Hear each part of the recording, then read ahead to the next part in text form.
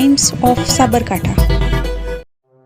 ખેડબ્રહ્મા વિધાનસભા વિસ્તારમાં વાસ્મો યોજના હેઠળ જલ સે જલ યોજનાની અંદર તાલુકામાં મોટા ઉપાડે જલ સે જલ યોજના અંતર્ગત પાણીની યોજના અમલમાં મૂકી હતી। તેમાં કેટલાક ગામડાઓમાં હજુ સુધી નળથી જળ પહોંચ્યું નથી અને સત્વરે પાણી મળી રહે તે માટે ધારાસભ્ય અને લોકોએ રેલી સ્વરૂપે જઈને ખેડબ્રહ્મા પ્રાંત અધિકારીને આવેદનપત્ર આપ્યું હતું। નળથી જળ મળી રહે સાથે પાઇપોમાં ઊંડાઈ કરવામાં થયેલ ભ્રષ્ટાચારની તપાસ થાય તેવી ખેડબ્રહ્મા વિધાનસભામાંથી રેલીમાં ઉપસ્થિત લોકોએ જણાવેલ હતું કે હજુ સરકાર સત્વરે પાણીની વ્યવસ્થા નહીં કરે તો આવનારા દિવસોમાં જલ આંદોલન કરીશું।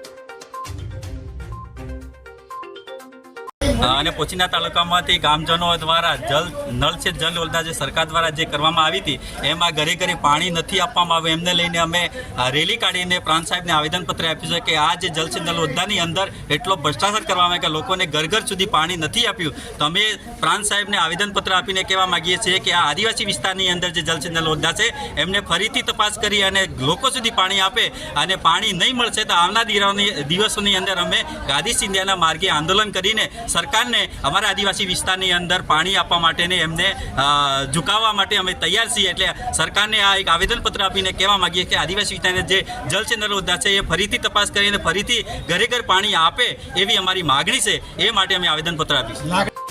જ્યારે ધારાસભ્ય તુષાર ચૌધરીએ જણાવેલ કે ખેડબ્રહ્મા, વિજયનગર અને પોશીના તાલુકામાં ગત વર્ષે ચોમાસામાં ઓછો વરસાદ પડેલ છે અને આગામી સમયમાં પાણીની વિકટ સમસ્યા સર્જાઈ છે તેમ છે। સરકાર દ્વારા તાલુકામાં દરેક ઘરે નળ દ્વારા પીવાનું પાણી પહોંચે તે માટે યોજનાઓ બનાવી કરોડ રૂપિયા જોગવાઈ કરેલ છે, પરંતુ કોન્ટ્રાક્ટરો અને અધિકારીઓની મિલીભગતથી ભ્રષ્ટાચાર ખુલ્લો પડેલ છે। સાથે બોરની યોજના પણ બંધ કરી દેવાતા બોર પણ બનાવી શકાતો નથી, જેથી અંતરિયાળ વિસ્તારના લોકોને પીવાનું પાણી મળી રહે તે માટે પ્રાંત અધિકારીને રૂબરૂ રજૂઆત કરી હતી।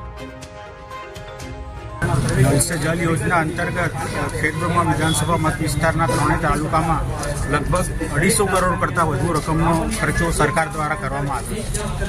સરકાર દ્વારા ઓન રેકોર્ડ આ યોજના પૂર્ણ દર્શાવવામાં આવી છે, પણ વાસ્તવિક પરિસ્થિતિ એવી છે કે વિજયનગર હોય, પોશીના હોય કે ખેડબ્રહ્મા તાલુકો હોય, ગામડે ગામડે લોકોના ઘર સુધી હજી સુધી પાણી કોઈ જગ્યાએ પહોંચ્યું નથી।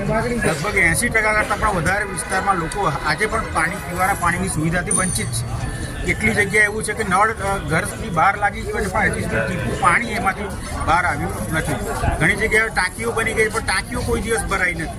ઘણી જગ્યાએ એવું થયું છે કે વચ્ચેની પાઇપલાઇન પણ ગાયબ છે।